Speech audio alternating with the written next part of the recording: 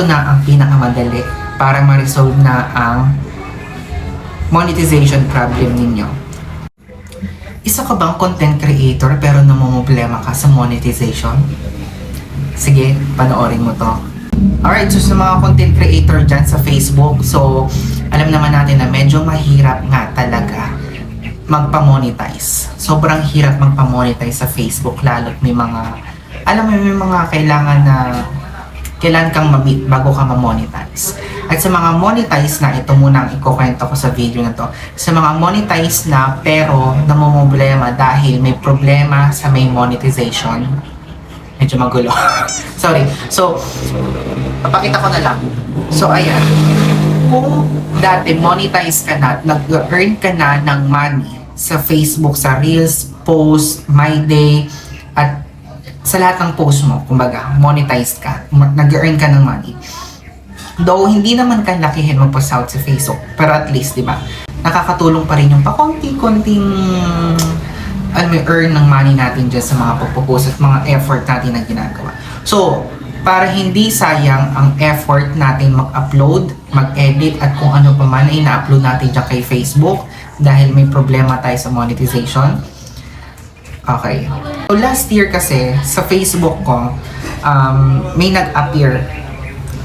So, last time kasi sa Facebook ko, merong nag-appear. May nag-appear na may problem daw sa monetization status ko. At ang pag i-check nyo yung profile, kasi ganito yun guys, paano nyo so first, ituturo ko muna kung paano nyo malalaman kung may problema ba sa monetization. So, first, punta ka sa Facebook profile mo. Click mo yung Facebook profile mo. And then, may makikita ka dyan 3 dots. Ayan, 3 dots. Click mo yung 3 dots and then, baba ng edit, makikita mo profile status. Then, you have to click the profile status. And then, lalabas yung tatlo dyan, yung recommendation, monetization, and then marketplace. Sa monetization, ang last na nakalagay sa akin dyan ay limited.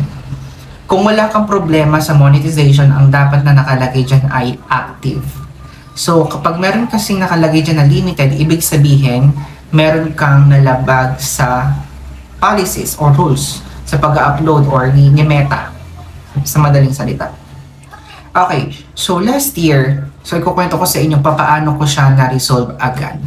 Okay, so usually kasi ang mga ginagawa na may mga problema sa monetization, you can always do this naman, okay? So first step, tuturo ko muna yung first step.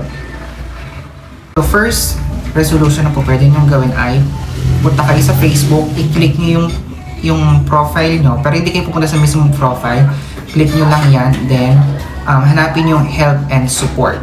Okay, pag nandun na kayo sa help and support, i-click nyo yung report a problem. Okay, so make sure na na-screenshot nyo yung buong detalye nung gusto nyong i-report. So, syempre, ang main topic natin or ang main focus natin na ma-resolve is yung monetization. Now, click OK. Kapag na-screenshot mo na lahat ng problems about your monetization, dun na i-upload yung mga pictures ng screenshot and then meron kasing box dun nakalagay dun magta-type ka dun kung anong issue ang gusto mong i-resolve. So, be specific guys kasi hindi nila, based on my experience hindi agad-agad mariresolve yan. Lalo kung kulang yung details na nakalagay doon sa text box or information na ilalagay natin doon. So, make sure nakalagay doon sa umpisa, parang ka nang nagsasend ng letter, Dear Facebook Team. Ako, nilagay ko kasi Dear Facebook Team. So, Dear Facebook Team, then lahat ng details ilalagay ko doon, pati screenshot, and then, to be honest, hindi siya nag-work. Kasi naghintay ko parang mga 1 year. Sobrang tagal, 1 year. Kasi, I don't know kung napapansin ba nila yung mga reported issues. Pero I don't think so na napapansin siya kasi sobrang dami gumagamit nga ng Facebook. Pero ito na, ituturo ko sa inyo kung ano yung pinakamabilis, okay? Kaysa mag-antay pa kayo ng 1 year. So, based on my experience kasi, papakita ko sa inyo kung ano yung issue sa Facebook monetization ko. So, nung kinilig ko yung profile status ko, ang lumalabas ay limited. So, ibig sabihin, meron akong problema sa monetization, ni reported or copyright, mga ganyan kasi. Mga music. May kasi akong gamay ng music. So later, tatakal din natin yan. So, chinek ko yan. Once I click yung monetization, ito ang lumabas. Ayan, your profile lost access to some monetization tools. And then yung isa, some of your content is not earning. Not all of your content is eligible to earn because it doesn't follow our content monetization. Napakatagal ko po itong pina-follow up. Siguro mga parang 10 email na ako kay Facebook sa report kineme na yon. Pero walang nangyari.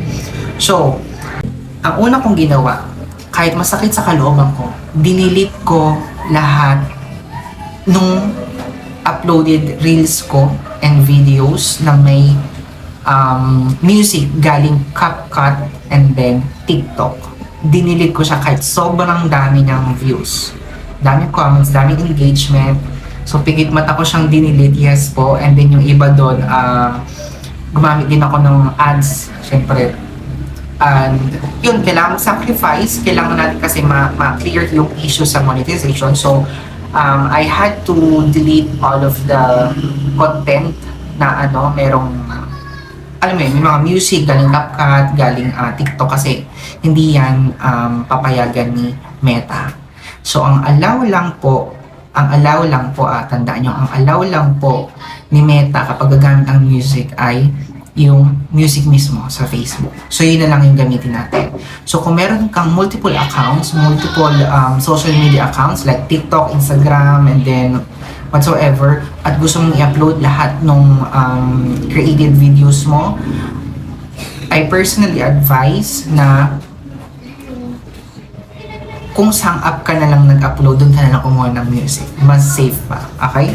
So now, pag-usapan natin ngayon kung paano ko ba na-clear agad yung problem kay monetization. So, okay, huwag na tayong patumikupin pa. Ito na ang pinakamadali para ma-resolve na ang monetization problem ninyo. Ito na pinakamadali. Makinig kayo mabuti. So, okay. Punta kayo sa profile nyo, and then kung alam nyo yung, papakita ko yung badge, yung Meta badge, Facebook badge na yun, basta kung anong man tawag dyan. Basta Facebook badge, I think so. Yeah, badge. Yung kulay blue na yan. Meron kasing promo si Facebook na like 30 pesos for 1 month. So, ginrab ko siya kasi I really want to talk to a real person from support dun kay Facebook. Okay, so first thing first, kailangan nyo muna magpa-Meta verified. Huwag na kayo manghinayang 30 pesos lang yan and good for 1 month na. Good for 1 month. Ang purpose lang naman dyan is makausap yung live support from Facebook team, from Meta. So once na verified na or meron ka ng verified badge dyan, meron ka ng access to their support. Okay, so dito nyo siya makikita. Punta lang ulit kayo sa profile ninyo. Click nyo yung 3 dots and then Meta verified. Then once you click the Meta verified, maglo-loading lang yan. So, scroll nyo lang ng pababa, get support. After nyan, get support, may mga lalabas yun ng mga categories. Or you can also, I think, type kung ano yung specific issue nyo. So, let's say, ayun. Ang ginawa ko kasi, may lumalabas dun, paano ba?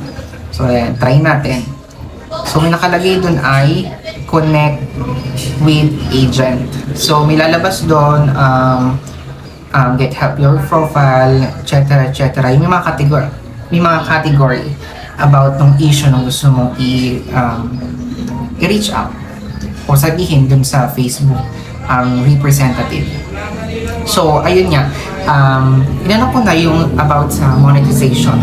And then, this is the second time na I think second week na Meta verified na ako dito, Meta verified. So, from this time, iniba ko yung category and then details. More details ang nilagay ko, more specific. Kailangan kasi nila yun, guys. So, kailangan i-screenshot nyo yung mga dapat i-screenshot. Kailangan may proof. Mapakita nyo sa support or sa Facebook team na wala na kayong content na may copyright music. Ayan. And then, After nun, ayan, na-reach out ko na si Facebook team. Tinransfer niya ako sa another department, I think so. So, I think sila yung nagsusupport about sa mga monetization problems. So, right after that, nakakatuwa guys. Nakakatuwa kasi once na sinabi sa akin nung representative, okay na, ganyan. So, nirefresh ko lang siya. Wala na guys. So now, yung profile ko, ayan, pakita ko sa inyo.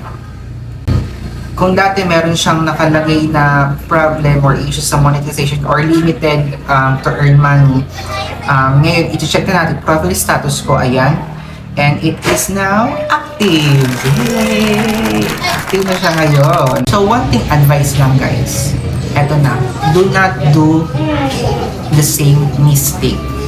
Kasi, alam ko kasi pag na multiple flag ka ulit or ulit-ulit mo siyang ginagawa, mananotice yung Facebook and possible mawala na yung full monetization mo.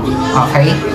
So, what I would suggest, kung gagamit ka ng music, please, gamitin mo na lang yung music from Facebook.